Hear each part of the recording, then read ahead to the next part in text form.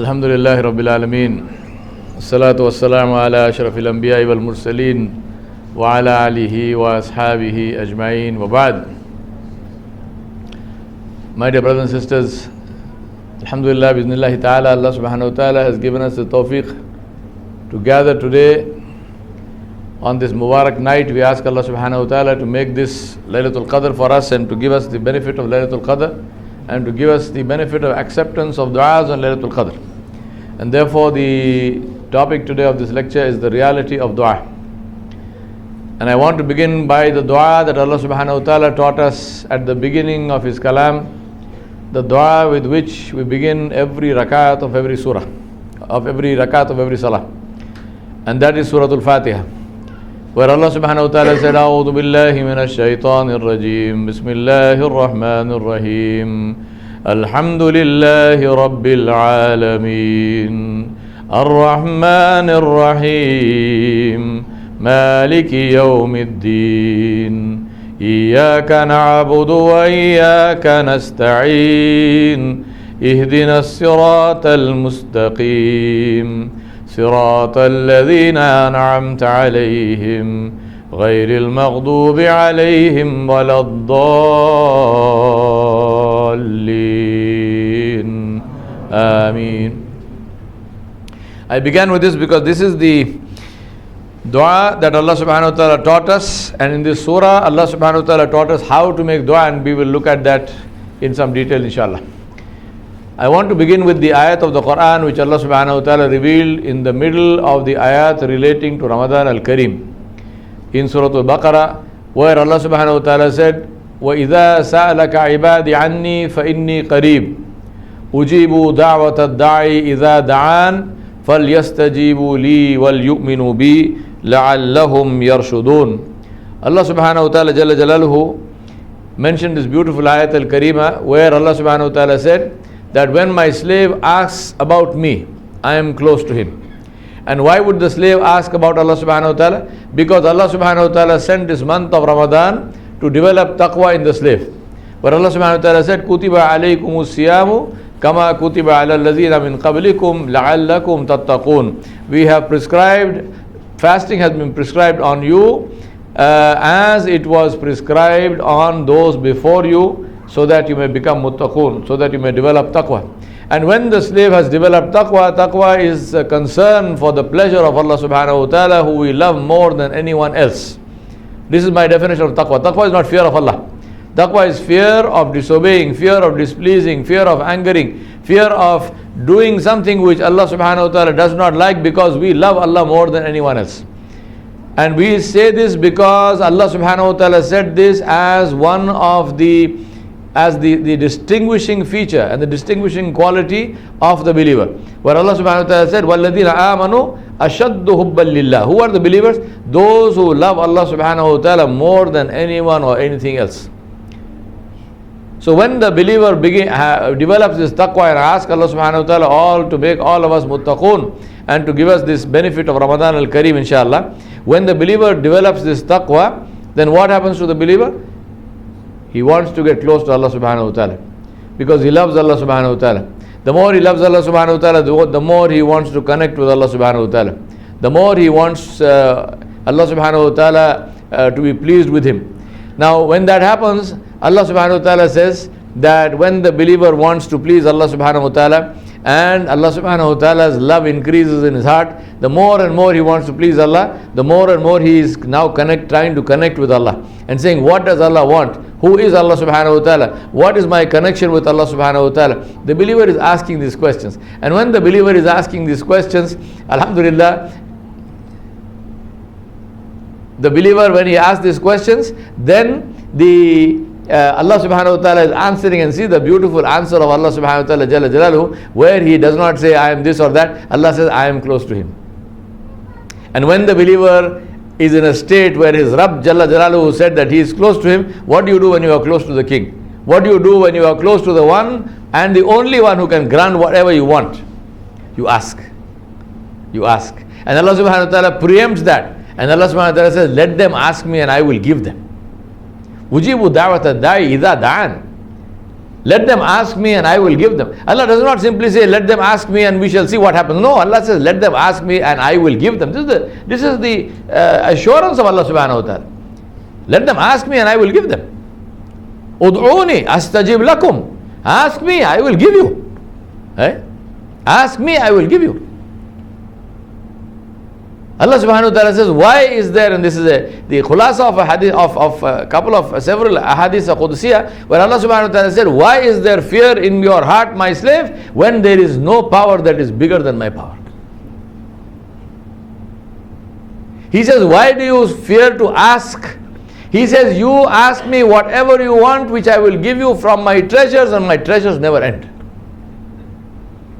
Allah subhanahu wa ta'ala says, if all the jinn of you and all the men of you, from the first one to the last one, gather together in one maidan, in one field, every single one, from Adam alayhi salam to the last human being, whoever he or she is, from the first jinn to the last jinn, if all of them simultaneously gather in one maidan, and Allah says, if all of you gather together in the same place, and all of you simultaneously ask me for every single need and desire that you can possibly imagine.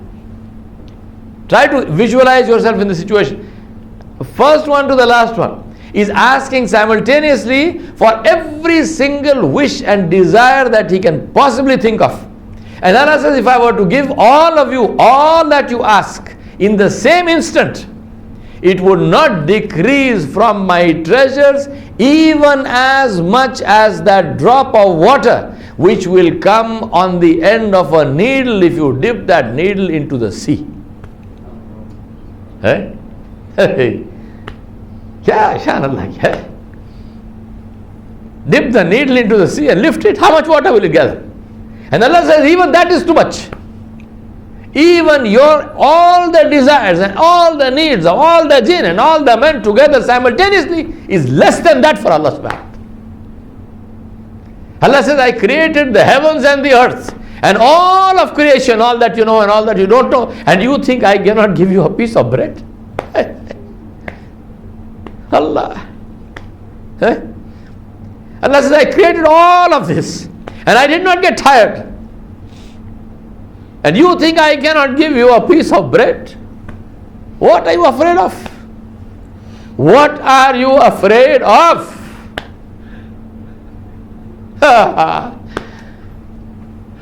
अरे समझा ही नहीं अल्लाह कौन है? इबादत कर रहा है, सजदा कर रहा है, नमाज में खड़ा हुआ है, किसके सामने खड़ा हो? समझा ही नहीं कौन है? He's making sujood, he's standing in salah. He doesn't even know who is standing in salah before. Who are you standing in salah before? Who is Rabbul Alameen? You say, Alhamdulillah, Rabbul Alameen. कौन है Rabbul Alameen? मेरे शेख बोलते थे, अल्लाह उनकी खबर को नूर से मनोर फरमाए, बोलते थे अल्लाह से दुआ ऐसे करते हैं, सब बड़े भाई से मांग रहा है? अच्छी बात. बोलते अल्लाह से दुआ ऐसे करता है, सब बड़े भाई से मांग रहा है. अरे अल्लाह से मांग रहा है, अल्लाह की शान के मुताबिक मांग. ये क्या मांगता है?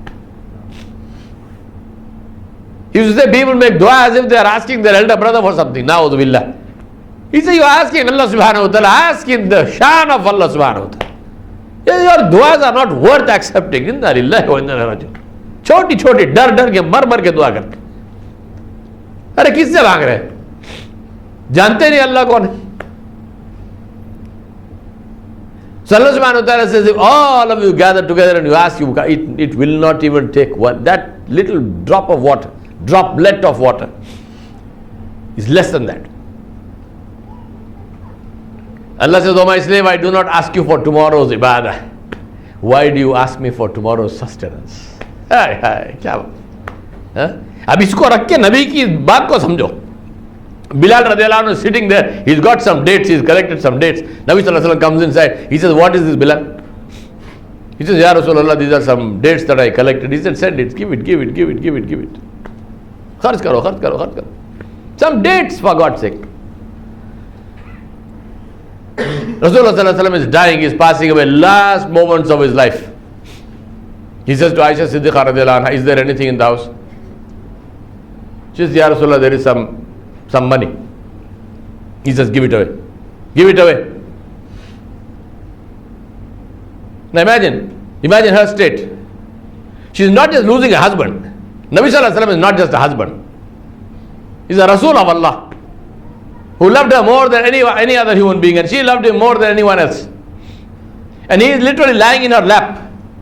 And her husband is dying in her lap.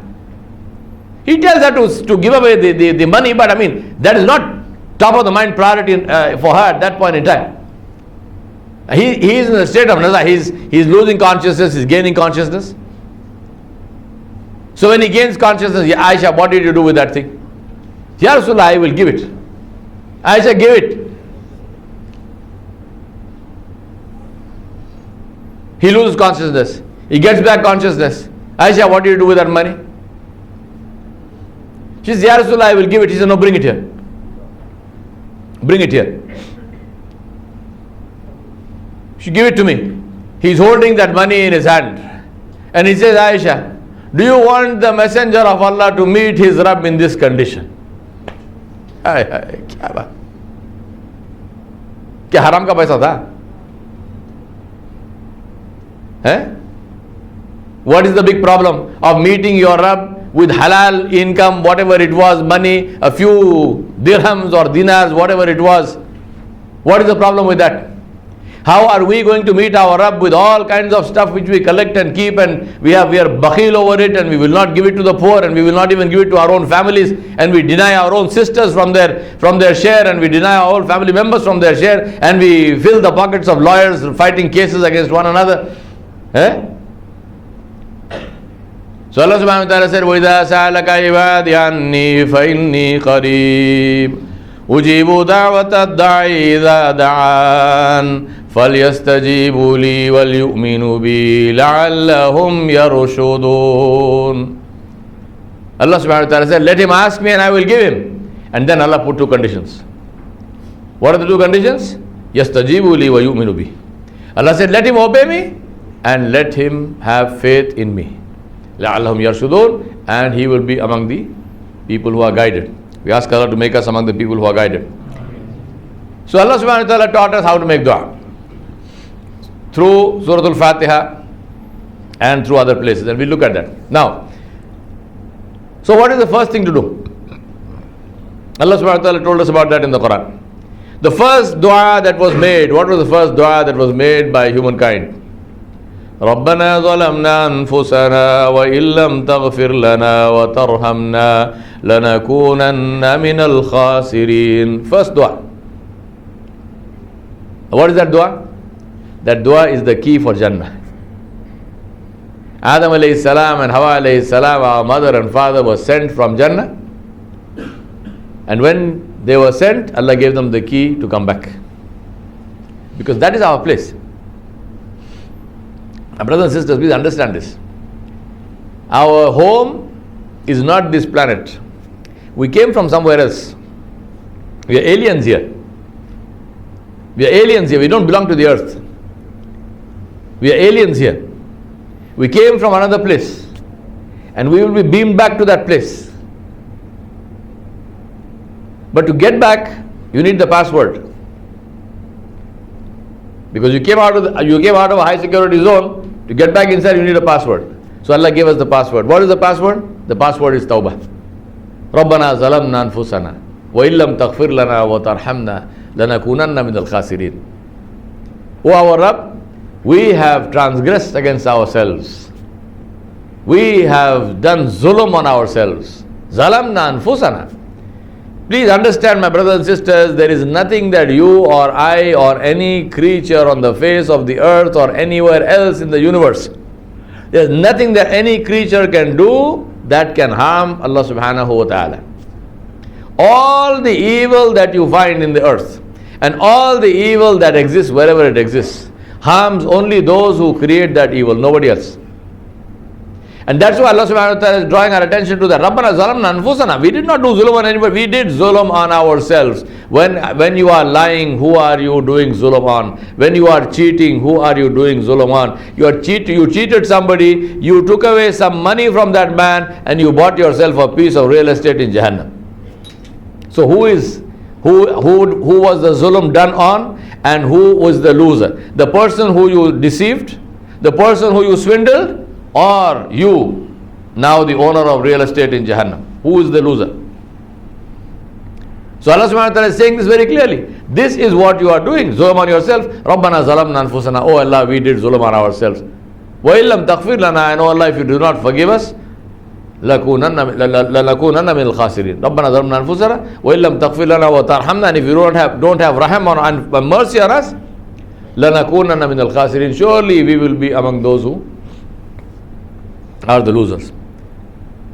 But no need to feel disappointed or depressed or despair, because what did Allah subhanahu wa ta'ala say about those who do zulm on themselves?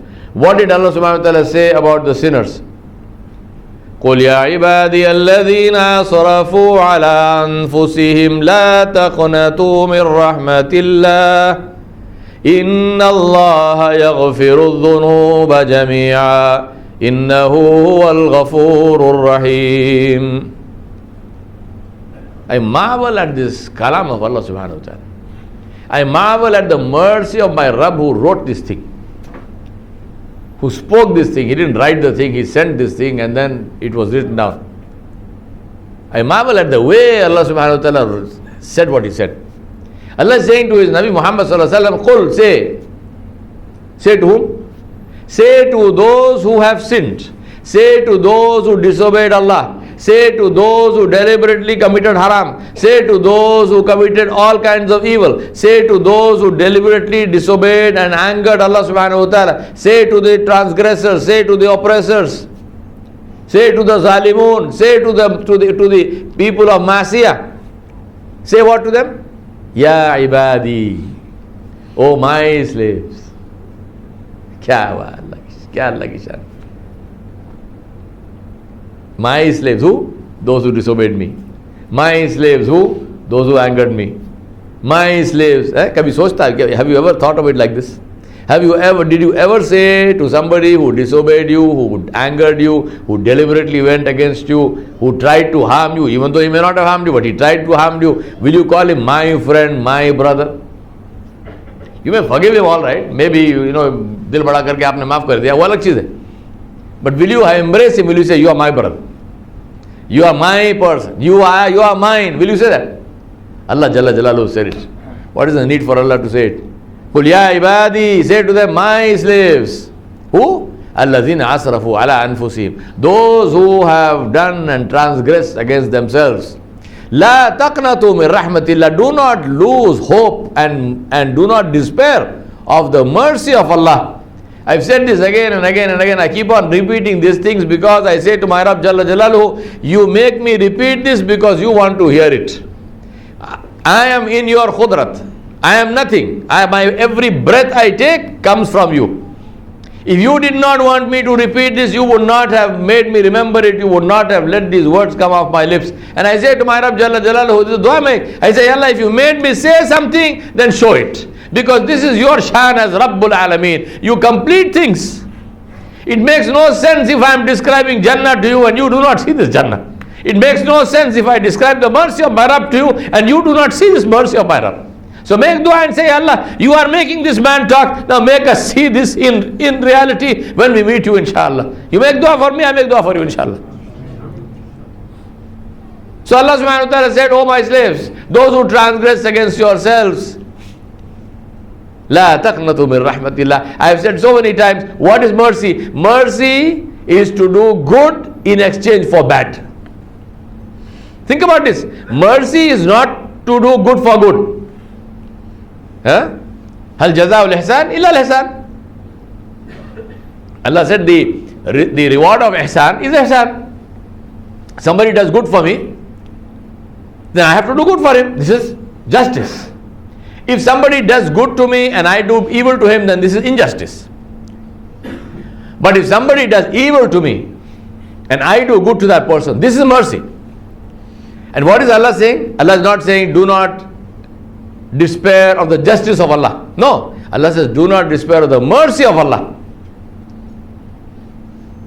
La taqnatu min rahmatillah. This ayat was complete at this point. But the mercy of my Rabb is not complete. The shan of my Rabb is not complete. So what does he say? La taqnatu min rahmatillah. Inna Allah yaghfiru dhunuba jami'a. I have a doubt in my mind. My Rabb said, don't despair of mercy. But I did this thing which is so bad, which is so evil. Sure, I won't despair of mercy, but this thing which I did is really, really very bad. I committed shirk, or I did something very evil. Allah says, Inna Allah yaghfiru dhunuba jami'an. Allah did not put any condition. Allah will forgive everything. The ayah would have been complete even here. But the mercy and the shan of my Rabb is not complete there. So my Rabb continues and he says, Innahu huwal ghafurur rahim. Who is he? He is the one who completely forgives. And he is the one who is the most merciful, all forgiving, most merciful. قل يا عبادي الذين أسرفوا على أنفسهم لا تقنطوا من رحمة الله إن الله يغفر الذنوب جميعا إنه هو الغفور الرحيم اللهم اغفر لنا ذنوبنا وكفر عنا سيئاتنا وتوفنا مع الأبرار. We ask Allah subhanahu wa ta'ala to forgive our sins. We ask Allah subhanahu wa ta'ala to completely cover them and remove every sign of them from the books of deeds. And we ask Allah subhanahu wa ta'ala to resurrect us with those with whom He is pleased. So Allah asked us, the beginning of everything good is tawbah. Istighfar wal tawbah. Two related things. Istighfar is to be sorry, is to be contrite, is to regret, is to be ashamed of what we did.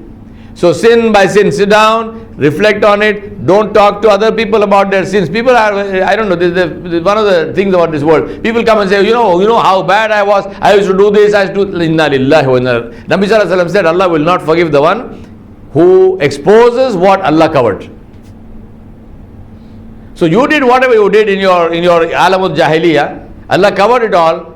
Now you want to come, and I don't know what people are what's in their mind, what they are trying to prove to the world, but you have these people giving speeches and saying, I used to do so many bad things, I used to do this, I did that, and I had this one, and that one, and why are you telling the people? For what? It's crazy. I mean, there is no need to tell people. It is strongly prohibited to tell people what Allah has covered, leave it covered. Alhamdulillah, Allah has covered it. Leave it covered. New life, go ahead. Sins are wiped out, leave them out. Don't make the rest of the world now witness to what they didn't know because you went and described it.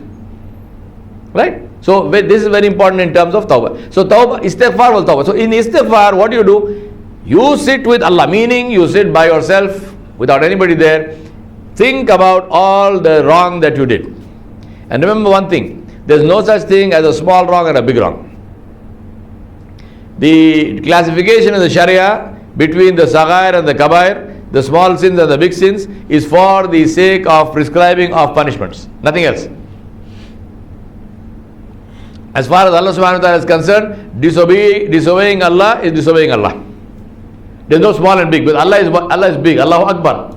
Allah is not small. So any disobedience is a disobedience of the one who is Akbar. So how can the disobedience be small? So no small and big. Disobedience is disobedience. So very important, be very clear and say that this is the disobedience of Allah subhanahu wa ta'ala, and therefore I will not do it. Ashamed. And tawbah is to turn towards Allah. So you apologize and you change your life. You apologize and you change your life. Because if you don't change your life, then the apology is a meaningless thing. Right? So Allah subhanahu wa ta'ala told us about tawbah. Now what is the benefit of tawbah? First of all, as I told you, Adam alayhi salam's dua, we know this is the key for Jannah. So first biggest benefit of tawbah is it gives us Jannah. Insha'Allah al-Musta'an. We ask Allah to take us in a state where we have made tawbah and Allah has accepted that tawbah, inshallah. We ask Allah to give us the time to make tawbah and tawfiq to make tawbah. And what is the time, what is the right time to make tawbah? Now. Right now. Right now. Right? Not tomorrow or day after, because you don't know if you are going to be alive tomorrow or day after. Right now. Make tawbah right now and continue to make tawbah throughout your life. Continue to make istighfar throughout your life.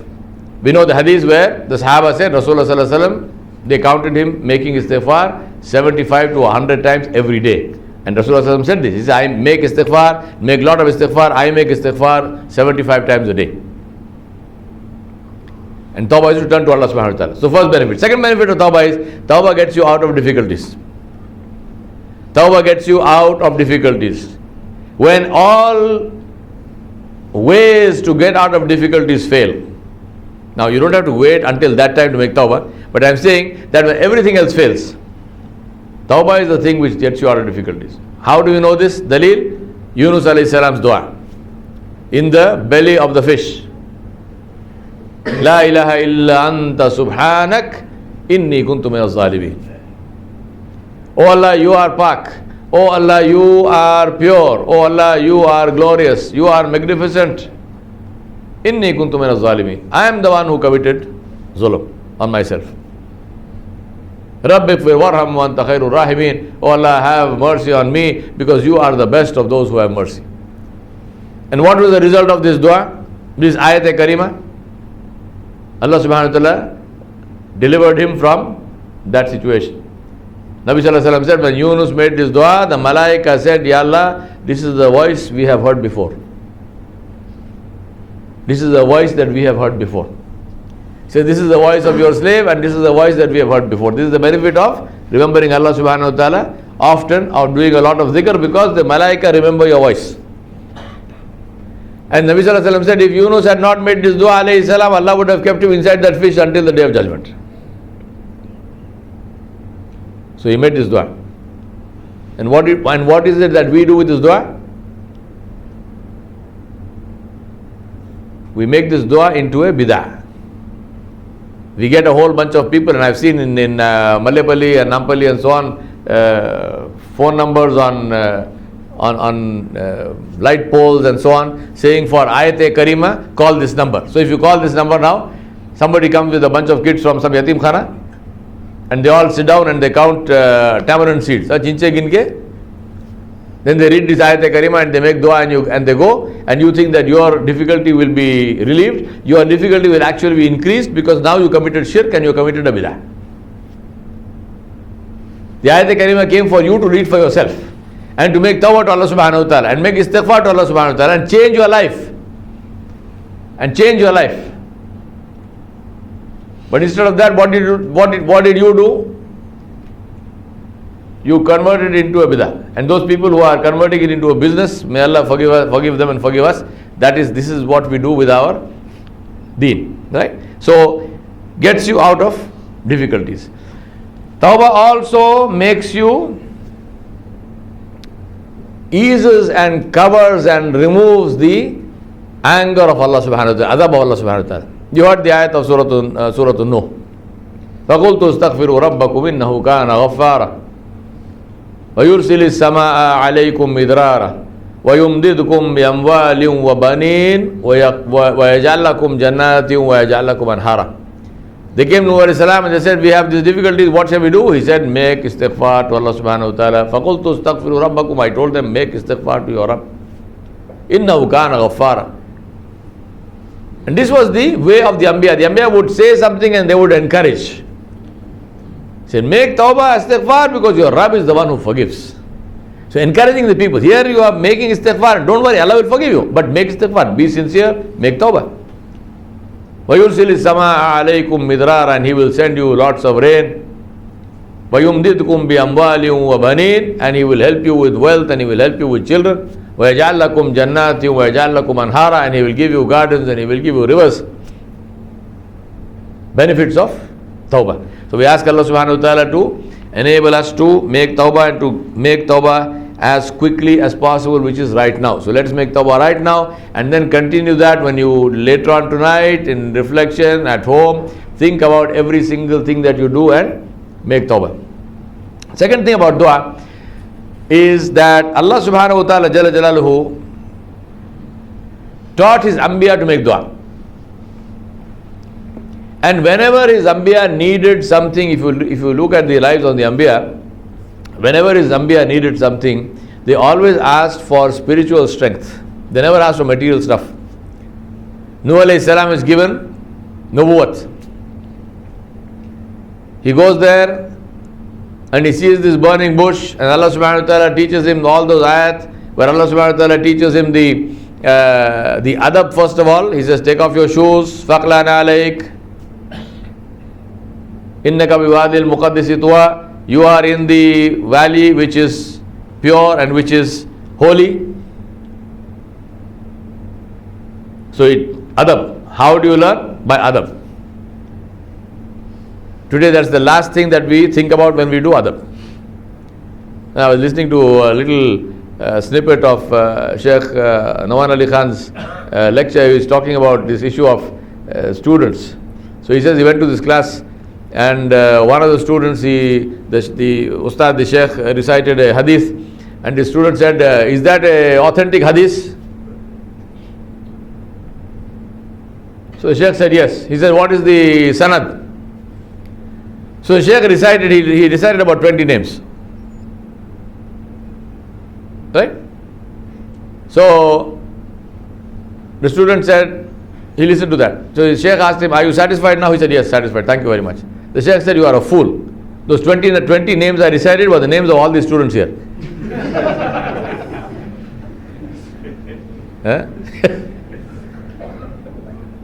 Is it authentic? If I tell you the dalil, you don't have the knowledge to understand the dalil. You want a dalil. Seriously, I get real with life, man. Doesn't work like this. Right? So the Anbiya made dua for spiritual strength. So Nuh alayhi salam now is being taught. And then Allah subhanahu wa ta'ala tells him, throw the staff on the ground. So what's happening now? Allah subhanahu wa ta'ala first of all taught him adab. Then Allah subhanahu wa ta'ala said, Innani ana Allahu la ilaha illa ana fa'budni wa aqimis salata li dhikri. So this is his nabuwat. Allah subhanahu wa ta'ala is saying, I am Allah, obey me and worship me and establish salah. Right? So this is the training of Nuh alayhi salam. Musa alayhi salam. Musa alayhi salam. And then he says to Musa alayhi salam, throw your stick on the ground. So what is this training now? Allah subhanahu wa ta'ala is correcting him to himself. Removing removing all hope and fear from the asbab. First asked him, وَمَا تِلْكَ بِيَمِينِكَ يَا Musa, what is in your right hand, Musa alayhi salam? Musa alayhi salam tells him, I have this stick, and then Musa alayhi salam knows his stick, so he says, this is my stick, it is helpful for me, I break down some leaves of trees for my goats, and so on and so on. So he's saying, what is he saying? He's saying, this thing is beneficial for me. I'm talking about the issue of dua. Don't have hope and aspirations from everything in the world and then ask Allah subhanahu wa ta'ala. Allah subhanahu wa ta'ala is pure, and He likes only that which is pure. If your heart is stuck in every brick in your house and every name in your contact list, and you ask Allah subhanahu wa ta'ala, what do you think is going to happen? So Musa alayhi salam is saying, this stick is beneficial for me. Allah subhanahu wa ta'ala says, very good, so throw it on the ground. He throws it on the ground, it turns into a snake. Now Musa alayhi salam is afraid. Musa alayhi salam wants to run. Allah says, no, hold on. Wait. He says, pick it up. Pick it up. So Musa alayhi salam takes his, the abaya he used to wear, and he puts it over his hand to catch the snake. Allah subhanahu wa ta'ala says, do you think that will save you? Just pick it up. When he picks it up, it becomes a stick again. So what's the lesson? La nafi wa la dharra illallah. There is no harm and there is no benefit except from Allah. The stick which you consider to be beneficial can turn into a snake which can kill you, and the snake which you think can kill you turns into a snake which is beneficial for you. There is no strength in the stick, there is no strength in the snake. The hukam comes from Allah. La hawla wa la quwwata illa billah. So Musa alayhi salam's training is over. This is Allah subhanahu wa ta'ala teaching. Doesn't take long. So training is over. Now what? Idhab ila Firaun innahu tagha. Now go to Firaun. He has rebelled. So go and warn him. Now who knows Firaun better than Musa alayhi salam? Musa alayhi salam grew up in his house. So Musa alayhi salam knows Firaun. Musa alayhi salam knows Firaun's strength. Musa alayhi salam knows his ruthlessness. He knows his cruelty. He knows his power. Absolutely mutlaqul anan. Absolutely, no questions asked. Raw authority, can order somebody to be chopped into khima, no problem. So Musa alayhi salam knows all this. Now Allah is telling him, go and warn Firaun. So what should Musa alayhi salam ask? Ya Allah, give me an army of Malaika, please send down an army. I'm going to meet this man, he's a very powerful man, he's got an army, he's got all that stuff, I got nothing, I got one stick. So what is the good of the stick? So give me some power. Or make me, give me the power to call down bolts of lightning on his head or something. I mean, some power I must have. What's the dua he makes? Rabbi shrah li sadri wa yassir li amri wa hlul 'uqdatam min lisani yafqahu qawli. Oh Allah, expand my chest. Meaning what? Give me understanding. Give me hilm. Give me wisdom. Wa yassir li amri, and make my job, the job you gave me, make it easy. This is the qudrat of asking a dua properly. Don't tell Allah what to do. Allah knows what to do. Ya Allah, make it easy. Don't say, I think I need this, so please give. Allah does not ask you for some laundry list of things you need. Just, Ya Allah, make it easy. You gave me this job, make it easy. What must I do? You know that better than me. Whatever it is, because you know what there is, you know what there is going to be. Make it yassirli amri. Make this order that you gave me, make it easy for me. Wahlul 'uqdatam min lisani. Open the knot in my tongue. Musa alayhi salam had a speech defect, but this also means give me the ability to speak with words which reach the hearts of people. My Shaykh used to say, Allah ke samne bansuri ban jao. Become a flute. You know what's a flute, right? What's a flute? What is inside a flute? Nothing. A flute is a tube. Yes? It's a tube with some holes. So how does the tune come out of the flute? Is there any tune in the flute? No. If you take any other musical instrument, take a sitar for example, that string, there is some tune in it. Because of the tension of the string, when you plug the string, it has something. But the flute has nothing in it. It's empty. Khali hai. Bilkul. The tune comes when the player of the flute blows into it and puts his finger on whichever hole. That's what creates the tune. My Shaykh used to say, Allah के हाथ में बांसुरी बन जाओ, अपने आप को बीच में से हटाओ. अल्लाह की बात है, अल्लाह बंदों को सुनाएगा. He says, become the flute. Completely remove yourself from the middle. This is Allah's message. Allah will take that message to His slaves and He will use you like a flute. So Musa alayhi salam is saying this. Wahlul 'uqdatam min lisani. What to say, how to say, what is the right time, what are the words, please teach me. Yafqahu qawli, in such a way that they understand my words. So now Musa alayhi salam is faced with a task in this world or next world? This world. He is faced with a task in this world. It is a material, physical task which has all kinds of constraints and difficulties. But the dua he is making is, expand my chest, give me understanding, spiritual strength. Rasulullah sallallahu alaihi wasallam, difficulty after difficulty after difficulty after difficulty in Makkah. Now it is the 11th and 12th year of Nubuwwat, and he and his entire clan have been banished into a valley in Makkah, and there is a complete boycott of all of them. Nobody will buy from them, nobody will sell to them, nobody will talk to them, nobody will have any relations with them, nobody will marry them. Right? Complete boycott. Huge hardship. Sayyidah Khadijatul Kubra radiallahu anha spends all her money. She completely she completely beggared herself. Spent all her money buying food at, in our terms today, what would be called black market rates, because she was buying from people have been told not to sell to them, so clandestinely from somewhere she was buying food to give to the people.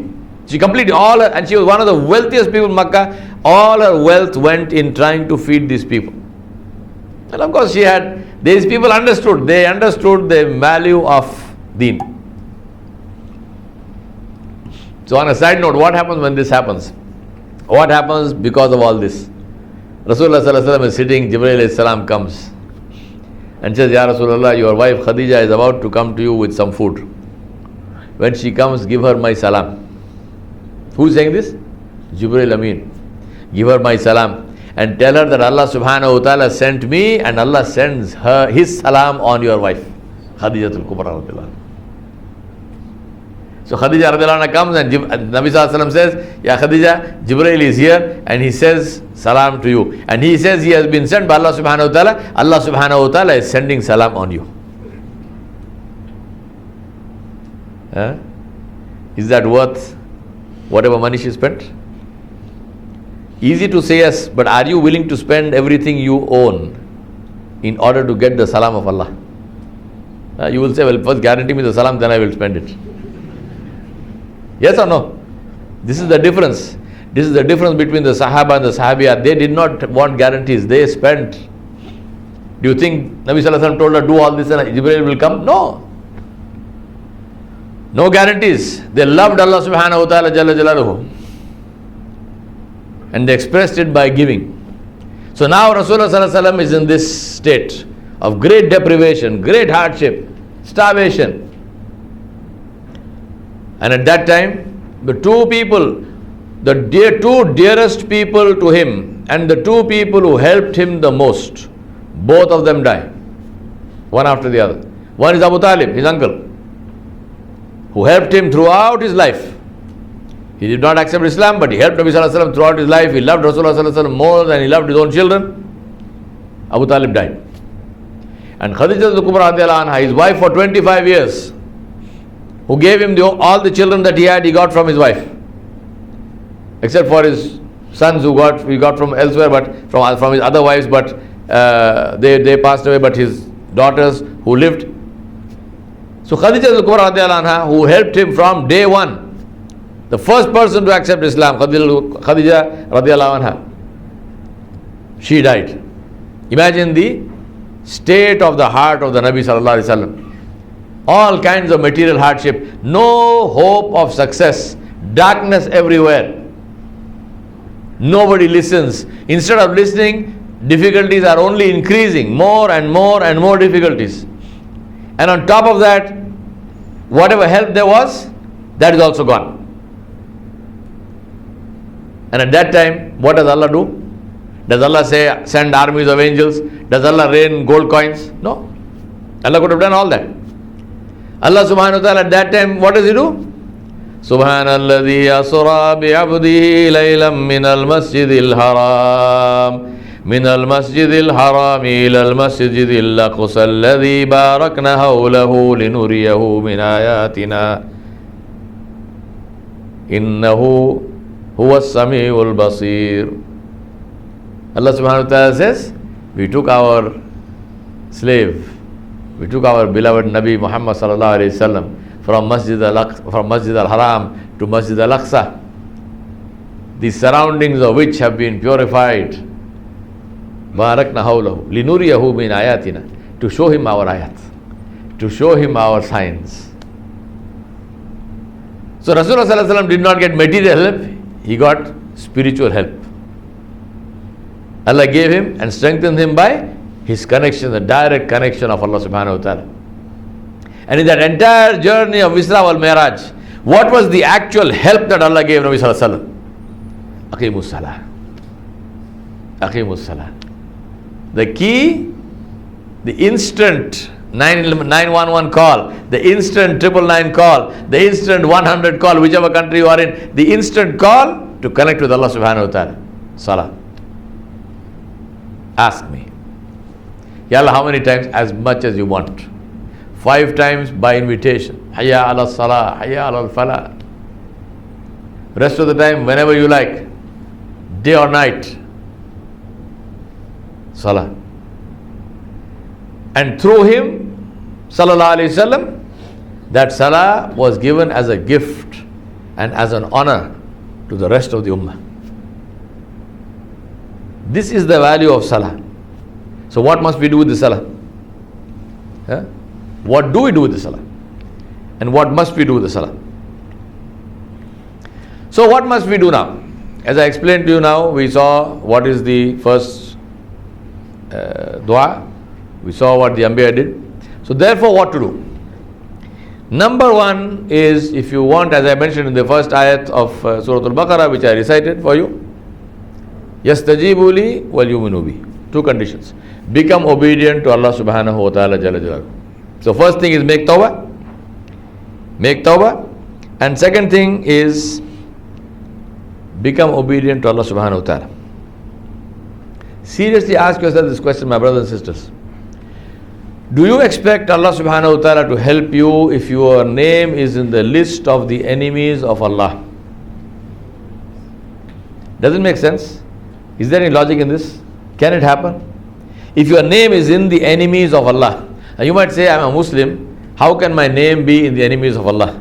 Your name can be in the enemies of Allah even if you are a Muslim, if you are dealing in interest. If you have borrowed on interest, or if you are lending on interest, or if you have some other dealing with interest, your name is in the list of enemies of Allah because Allah subhanahu wa ta'ala declared war on you and you accepted this declaration of war. So the fact that now you are going and making sujood to Allah subhanahu wa ta'ala makes no difference, because you are now making sujood sajda to your enemy, because Allah subhanahu wa ta'ala declared war on the people who deal with interest. And this is open. I am not talking about some great secret that came to me. No, this is the ayat of the Quran, absolutely clear. So get out of that list in the first place. Number one thing to do, get out of the list of the enemies of Allah if you are there. If you are not there, alhamdulillah, stay out of it. Make sure you don't go there. That is the worst of it. And then of course whatever else you and I are doing, may Allah forgive us for that, but change your life. There is no use coming and listening to lectures and going away, crying a few tears and laughing at some jokes or whatnot and going home. Absolutely zero value. If you want value, you have to implement that in your life. If you want value, you have to change your lives. So get out of all interest dealings. Second one, eat and earn halal. Eat and earn halal. If you are eating haram, your dua is not accepted. If you are earning haram, your dua is not accepted. So please don't do that. Eat halal, earn halal. If you have any doubt about either of these, clarify the doubt. Go to the people of knowledge, ask them, this is my income, this is my job, is it halal, or is it haram? I have got this doubt, clarify the doubt. Eating, if you have any doubt at all, don't eat. Please don't think that eating is, or making something halal is the job of somebody else. It's not anybody else's job, it's your job. I always tell people, when people are greatly in need of eating doubtful chickens, I tell them, and they tell me, no, but you see, I am eating this chicken in Makkah. You can be eating the chicken sitting inside the Kaaba, it can still be haram. So forget about Makkah. The halal or haram of the chicken does not depend on where you are eating it. It is the chicken itself. So if it is halal, by all means eat it. If it is not halal, if you are in doubt, people say, no, but you see, I am eating this in Saudi Arabia, it's the king's responsibility.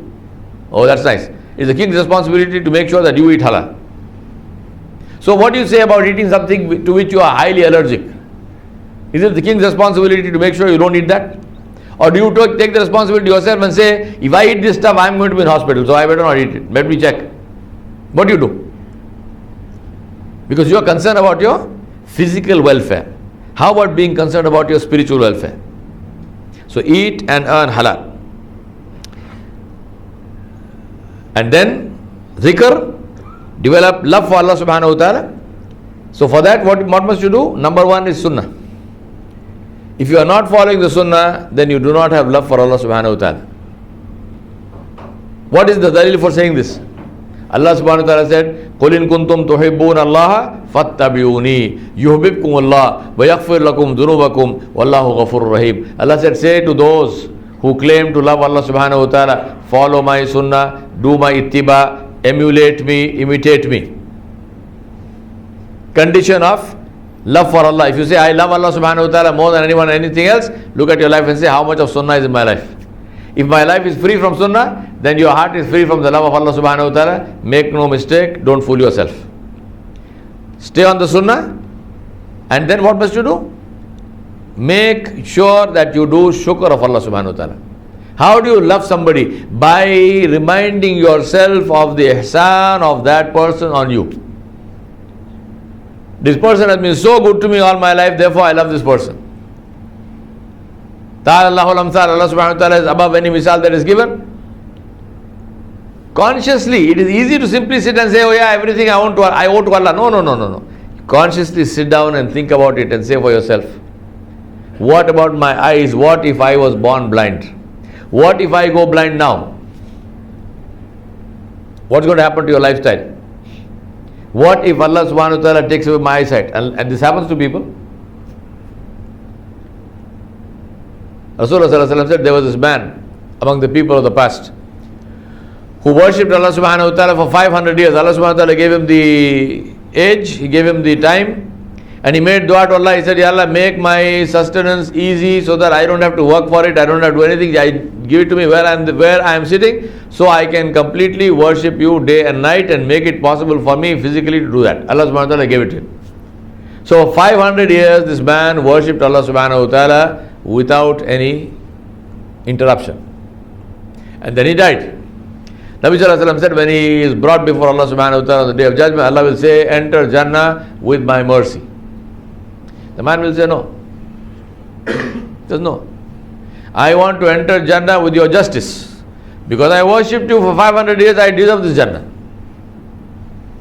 I worked for it. This is mine, I earned it. Allah subhanahu wa ta'ala will say, enter Jannah with my mercy. He says, no. I want to enter Jannah with your justice. So to give me adl, give me justice. Allah subhanahu wa ta'ala says, enter Jannah with my mercy. He says, no. I'm talking about the value of what Allah has given us. So Allah subhanahu wa ta'ala says, yes, in which case, take all his amal, 500 years worth of worship, put it on one pan of the scale, and put his two eyes on the other pan of the scale. If you want justice, then you have to pay me for what I gave you, right? So you worship me because you recited Quran because I gave you a tongue, so pay for that. You recited it nicely because I gave you a nice voice, so give me that voice back. You read the kalam of Allah because I gave you eyesight, so give me the eyesight back. You understood the kalam because I gave you that sense. Supposing you had Alzheimer's, you would not have understood. Supposing you had dementia, you wouldn't have understood. You had Down syndrome, you wouldn't have understood. I gave you that, so give it back. So Allah says, put his eyesight. Now he's not even talking about all the other. He says, only eyesight. Put his eyesight here. Take out the value of the eyesight. All the 500 years of worship is vanished. Allah says, now enter Jahannam with my adl, justice. Yeah? So how much shukr of Allah should you make? How much shukr of Allah subhanahu wa ta'ala should we make? If you make shukr of Allah subhanahu wa ta'ala, then you love Allah subhanahu wa ta'ala. And when you love Allah subhanahu wa ta'ala, then you develop taqwa, you do not want to disobey Allah in any way. And then we come to, so what to do? Make tawbah, eat an unhalal, make shukr to Allah subhanahu wa ta'ala so that you develop the love of Allah in your hearts. Right? Then, how to do it? How must you make dua? Allah subhanahu wa ta'ala taught us that in Surah Al-Fatiha. Reflect on Surah Al-Fatiha. There is a book of mine called Reflect on the Quran. See that. The series of lectures on Surah Al-Fatiha.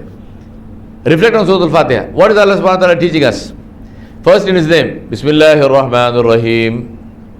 Then glorify Allah subhanahu wa ta'ala. Alhamdulillahi Rabbil Alameen. And glorification also connected with shukr. What is hamd? Hamd is the glory of Allah and the shukr of Allah. All praise to Allah and all thanks to Allah. Hamd is a combination of these two things. Alhamdulillahi Rabbil Alameen. And then remember Allah subhanahu wa ta'ala by His glorious names and attributes. Ar-Rahman Ar-Rahim. The most glorious of His attributes. Ar-Rahman Ar-Rahim. He mentioned this as His name. Ar-Rahman Allama Al-Quran. Ar-Rahman Ar-Rahim. Maliki Yawmiddin. Remember that day of judgment and His khudrat on that day of judgment. His khudrat is every time, even now. But will be visible to all of us very clearly, without any barriers, without any hijab on the day of judgment. And then what? What is the next ayah after that? After Maliki Yawmiddin, you all forgot Surah Al-Fatiha. Iyyaka na'budu wa iyyaka nasta'in. What is this? What is this ayat? What is this ayat? Relationship with Allah. अल्लाह मैं तेरा हूं, आई am yours, यहाँ का वहाँ नहीं हूं, दूसरे की बात नहीं करता, दूसरे के आगे नहीं झुकता, तेरे आगे झुकता हूं। अल्लाह किसी की नहीं मानता, तेरी मानता हूं। अल्लाह किसी से मदद नहीं मांगता, तेरे से मांगता हूं। अल्लाह मैं तेरा हूं, जैसा भी हूं तेरा हूं, दूसरे का नहीं। इय्याका नअबुदु व इय्याका नस्तईन, I worship only you, I ask help only from you, I am yours, I am yours, Ya Rab. Whatever I am yours. I am not anybody else's. I don't ask anybody else. I don't worship anybody else. Yes, I commit sins, but I ask you only. I commit sins, but I make tawbah to you only. I make mistakes, but I ask you to forgive me. Allah is teaching us how to make dua. Glorify your Rabb. Then show your connection. Don't we do this when we meet people? If you want something from somebody, you first find one wasila, one wasta. I am from your city, I am from your country, I am this, I am that. If you know that person's language, you will say a few words in that language. Yeah, you go to Kerala and you say, Angane Sugandhane. Immediately they say, oh, Natakarana. Ade. Evidene? Malapurthine. So all doors open now. Doesn't matter if you speak the rest of it in English, no problem. These few words will open the door for you. So point I am making is connection. Iyyaka na'budu wa iyyaka nasta'in. What do you think will happen when you say Iyyaka na'budu wa iyyaka nasta'in? Allah subhanahu wa ta'ala is saying, aha, really? What about that dargah you went to and you bowed down there and asked for help? Seriously, get real with life. Get real with it. Iyyaka na'budu wa iyyaka nasta'in. And then what is Allah saying? Dua. Ihdinas siratal mustaqim. Oh Allah, guide me to the path of steadfastness, the path of righteousness. Siratal ladina an'amta alayhim ghayril maghdubi alayhim waladdallin. Allah taught us how to make dua. Glorify Allah subhanahu wa ta'ala, build a connection with Allah subhanahu wa ta'ala, and ask Allah subhanahu wa ta'ala. Allah told us in Surah Al-Maryam, the dua of Zakaria alayhi salam, and Allah explained and told us how Zakaria alayhi salam made dua. Not only that he made dua, how did he make this dua? Nida'an khafiyya. Small voice. He's not standing there yelling and screaming. We have this habit of making dua. Ya Allah, Ya Allah, Ya Allah. Nabi sallallahu alayhi wa sallam said, your Rabb is not deaf. There was a man who was making dua in Masjid Nabawi. We get this great Josh. Rasulullah sallallahu alayhi wa sallam got irritated by him. He said, your Rabb is not deaf. Why are you screaming like this? Nida'an khafiyya. Small voice. And then what is Zakaria alayhi salam saying? He says, Ya Allah, my hair has become white. Ya Allah, I have become old. My bones have become weak. My wife, she is an old woman. She is beyond the age of childbirth. So first thing, what is he doing? Humbling himself before Allah subhanahu wa ta'ala. Completely naked. No hijab. No pretense. मैं मैयत, मैं जाहिल, मैं मुस्तिर, मैं आजिज, मैं अंधी, मैं बहरी, मैं गूंगी अजल से. हाँ, शायर ने बोला. मैं मैयत, मैं जाहिल, मैं मुस्तिर, मैं आजिज, मैं अंधी, मैं बहरी, मैं गूंगी अजल से. तू जिंदा, तू कायम, मुरीद और कादिर. तू सुनता, तू बीना, तू गोया, मैं सदके. मेरा मुझ में कुछ भी नहीं है सहेली. मेरा मुझ में कुछ भी नहीं है सहेली. वही सर से पा तक संवारा मुझे. एतराफ कर रहा है कि अल्लाह मेरा कुछ भी नहीं, मेरा मुझ में कुछ भी नहीं, जो कुछ है सो तेरा है.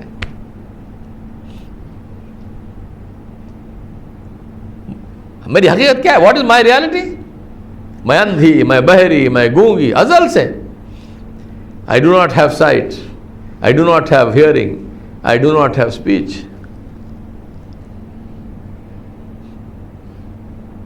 Allah subhanahu wa ta'ala mentioned this.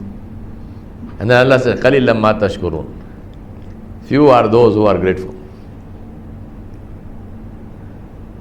मैं मैयत, मैं जाहिल, I am dead, Hal ata alal insani hinum min ad-dahri lam yakun shay'an mazkura. Allah says, you heard the ayat today in Tarawih. Surah Al-Insan, first ayat. Allah subhanahu wa ta'ala says, Insan has forgotten the fact that he was something which was not even mentioned. There was no existence. You did not even exist. Forget about being mentioned. You will be mentioned only if you exist, but you didn't even exist. You forgot that day. Now you stand in opposition to Allah subhanahu wa ta'ala. Allah wants this, but I also want this. Inna lillahi wa inna ilayhi raji'un. Completely naked. Allah के सामने बिल्कुल हकीकत को सामने रखो, आजीजी से मांगो अल्लाह से, जैसे फकीर भिखारी मांगता है वैसे मांगो, जैसे नहीं तुम है फकीर और भिखारी, तुम है फकीर और भिखारी। या अय्युहन्नास अंतुमुल फुकराउ इलल्लाह, अल्लाह ने बोला, अल्लाह सुब्हानहू व तआला से ऑल ऑफ यू आर फुकरा, ऑल ऑफ यू आर भिखारी है तुम लोग, तुम्हारे पास क्या है, ये दौलत तुम्हारी है। Go here, go to Care Hospital. I have never passed Care Hospital without seeing at least one Mercedes standing outside. तो क्या हो गया मर्सिडीज का? मर्सिडीज वाले की दौलत का क्या फायदा हुआ? घमंड is a very bad thing. This pride and arrogance is very bad. So Allah subhanahu wa ta'ala is saying, completely ajiz. Zakaria alayhi salam saying, Ya Allah, I have nothing. And then when you ask, don't think about the limitations and don't think about your weakness. Think about who you are asking. Like my Shaykh used to say, Allah se मांगो जैसे Allah से मांगना है. Ask Allah as it is his right that you should ask him. Zakaria alayhi salam is not saying to him, Ya Allah, can I adopt somebody please? Because we can't have children. Oh Allah, give me another wife, young one, then let me have a child through that. No. I am weak, my wife is beyond childbirth, but give me a son, give me a waris.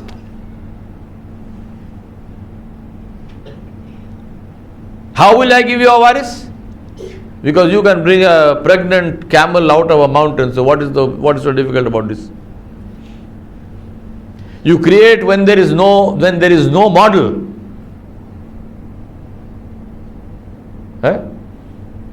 Give me a waris.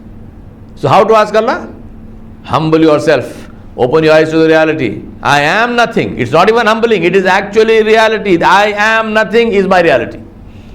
Face that reality. Put it before Allah subhanahu wa ta'ala. And then ask Allah subhanahu wa ta'ala, Ya Allah, you have everything. Ya Allah, give me.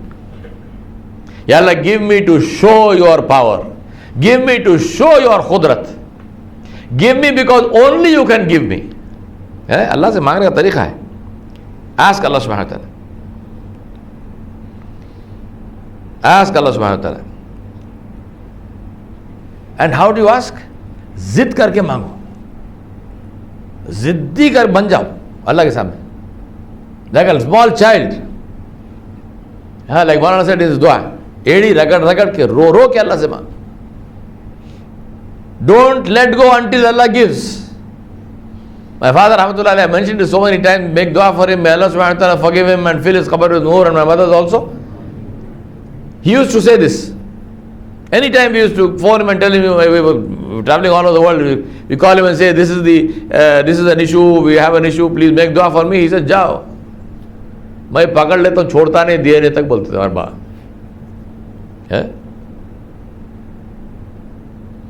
मैं पकड़ लिया बोलते, पकड़ ले तो छोड़ता नहीं बोले, उन्हें दिए नहीं तक नहीं छोड़ता बोलते. यार नाश्ता अल्लाह के ऊपर है, अजीब. अरे मेरा अल्लाह ऐसे किसी का नहीं है, उनका ही है. मेरा अल्लाह है.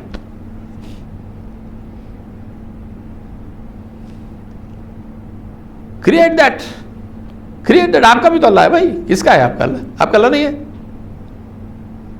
अल्लाह पे नाज नहीं करते, किस पे नाज करते?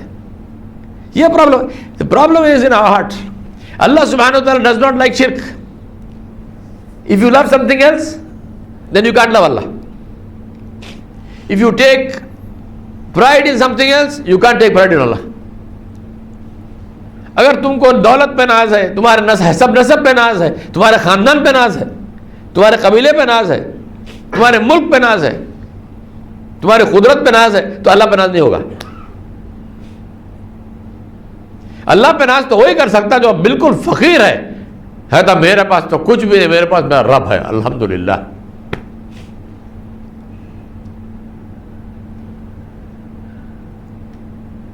Abu Bakr Siddiq comes with a little bundle when Nabi Sallallahu Alaihi Wasallam asked for aid for Tabuk. Nabi Sallallahu Alaihi Wasallam asked him, what do you have? क्या छोड़ा अपने बच्चों के लिए? What did you leave at home, Ya Abu Bakr? For your family. He says, for my family is Allah and His Nabi Sallallahu Alaihi Wasallam. ऐसे नहीं बनता भाई रिश्ता, ऐसे नहीं बनता रिश्ता. And what was the result of this?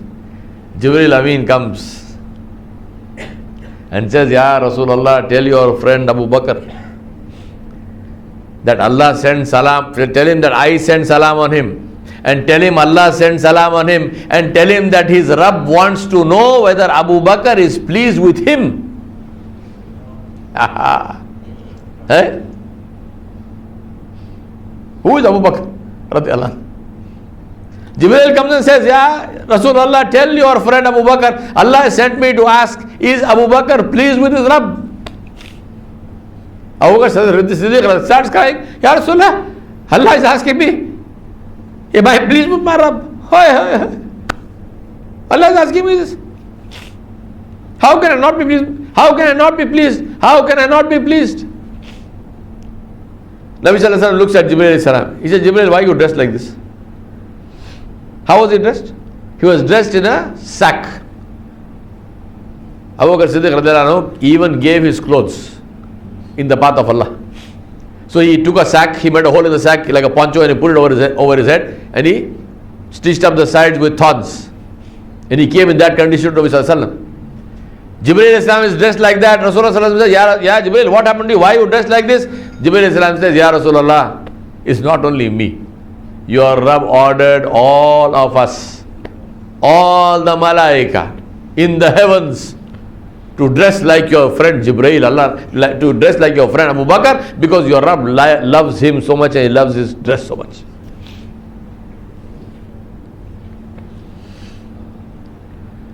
दुआ में असर चाहिए तो अल्लाह से लव लगाओ भाई,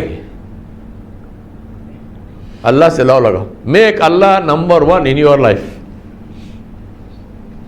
Make Allah subhanahu wa ta'ala number one in your life. Then you watch the fun. Then you watch the fun. I tell you, I am sitting in the masjid in a state of wudu. This is Ramadan, I am in a state of i'tikaf. Today is the 27th night. We ask Allah to make this Laylatul Qadr for us, inshallah. Allah se lao lagao, fir dekho dua kaise Allah qabul karte. And as I said, I make dua, Allah, don't make me say something which you will not show them. Don't make me say something which is not true. You will see, you raise your hands before Allah, and Allah will give you what you want before your hands come down.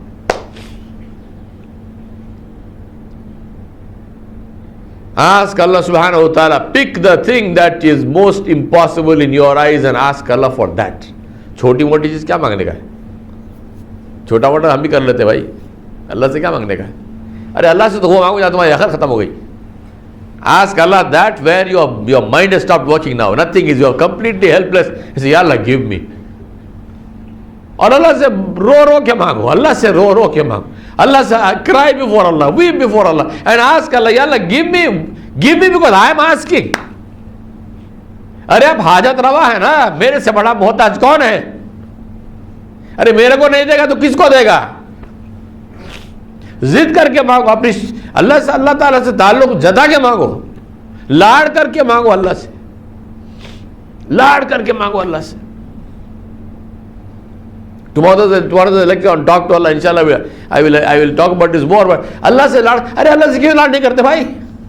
Allah subhanahu wa ta'ala said, I love you and it is my right on you that you should love me. अल्लाह ये बोलने की जरूरत है, अल्लाह ये बोलने की जरूरत है. लाड़ क्यों नहीं करते? क्योंकि दिल में सारों की मोहब्बत भरी हुई है अल्लाह की. Why don't you love Allah? Because your heart is full of the love of everything else. You love your car, you love your wife, you love your children, you love your dog, you love your cat, you love your house, you love your clothes, you love your this, you love this football team, you love that political team. अरे जो जायज़ है love करो. हमने कब नहीं बोला, हमने कब बोला कि मत करो? Whatever is जायज़, by all means love your parents, love your children, love your pets and so on and so on. Nothing wrong with that. We're not talking about not love. We're saying love Allah more. Love Allah subhanahu wa ta'ala more. Because He is the only one who is worthy of being loved more than anyone and anything else.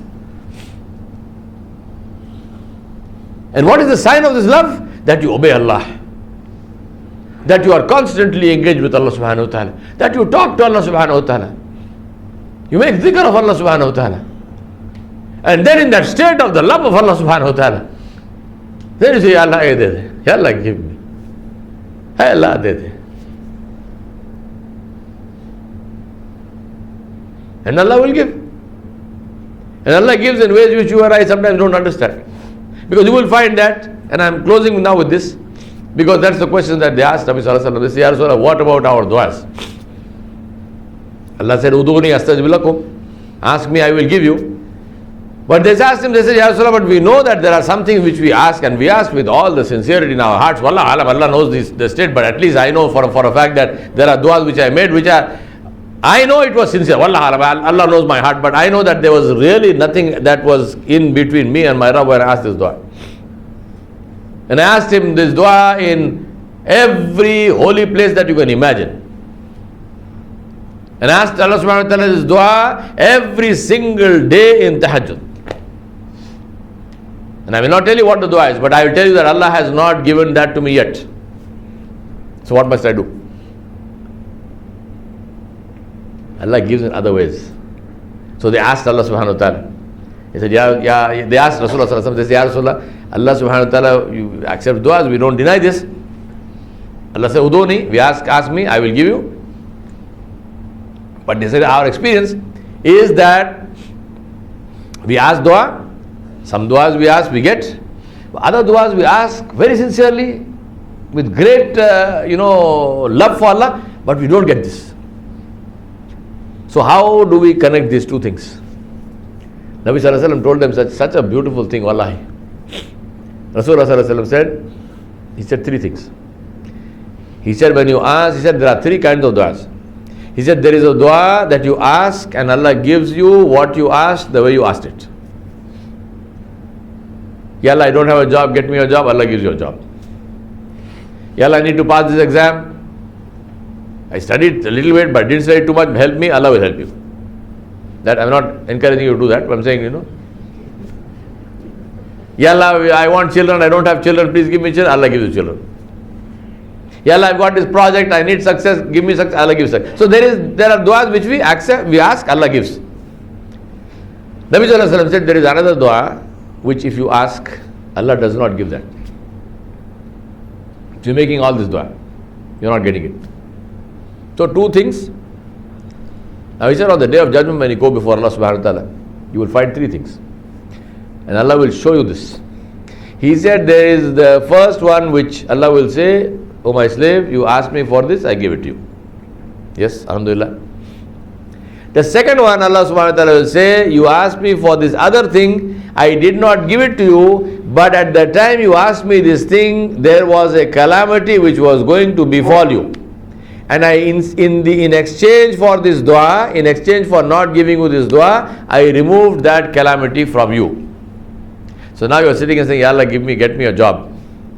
But the calamity that is to befall you is that you drive around on your motorcycle without a helmet and you have a phone here and you drive like this.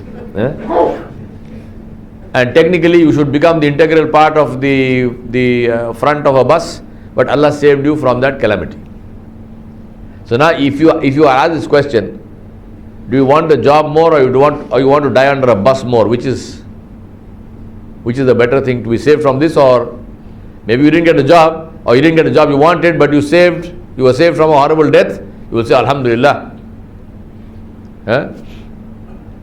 So Allah will show you this. Allah will say, this is the dua you asked me, and instead of giving you this dua, I removed this calamity from you. And then Rasulullah Sallallahu Alaihi Wasallam said something else. He said, and then there is a third dua. Now as we talk here, we don't know this, but we'll see this inshallah on the day of judgment. He said there is a third dua, and that dua is you ask Allah subhanahu wa ta'ala for something. He does not give you. And on that day He will show you and He will say, oh my slave, you asked me for this, I did not give it to you. And at that time in your qadr there was no calamity either. So this dua now was not used, to remove the calamity. So Allah subhanahu wa ta'ala will say on the day of judgment, "O my slave, this dua you asked me, I didn't give you, and there was no calamity to remove. So now this dua is with me intact. Now ask me what you want and I will give you." When is this conversation happening? On the day of judgment, before the arsh of Allah subhanahu wa ta'ala.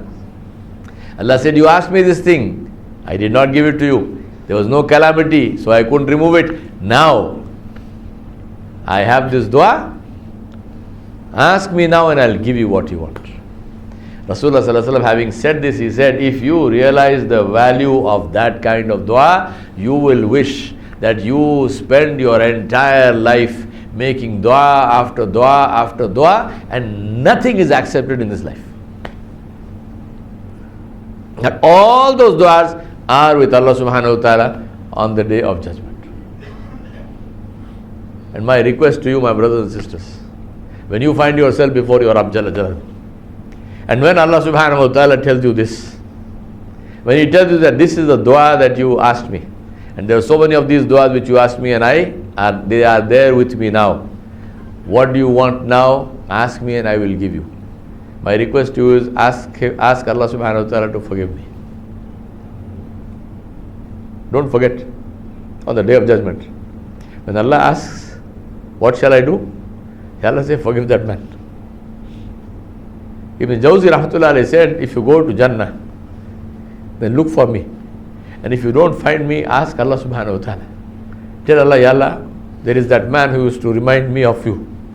There is this man who used to glorify you. There is this man who used to warn us about you. Ya Allah, we don't find him here. Where is he? Please bring him here. Ibn Jawzi used to say, rahmatullah alayhi. And that's why I'm saying to you, when you go before your Rabb Jalla Jalaluhu, and when you are in the Jannah, and if you do not see me there, then ask Allah for me. Karenge bhai? Ask Allah. Tell Allah, Ya Allah, one dua. There's so many of them. This one dua, forgive him. Forgive him. And forgive his wife. There are only two of us, so you don't have to worry about too many duas. Ask Allah subhanahu wa ta'ala Jalla Jalaluhu to accept your coming. Ask Allah subhanahu wa ta'ala Jalla Jalaluhu to accept all your duas, and then to give you from His grace and His majesty and His generosity in a way that pleases you and delights you in your life. Ask Allah subhanahu wa ta'ala Jalla Jalaluhu to open the doors of His treasures for you. Ask Allah subhanahu wa ta'ala to make you those who take from His treasures and give to the rest of the world. Ask Allah subhanahu wa ta'ala Jalla Jalaluhu to accept your duas, to make your lives completely and totally obedient to Him and on the sunnah of Muhammadur Rasulullah sallallahu alayhi wa alihi wa sallam.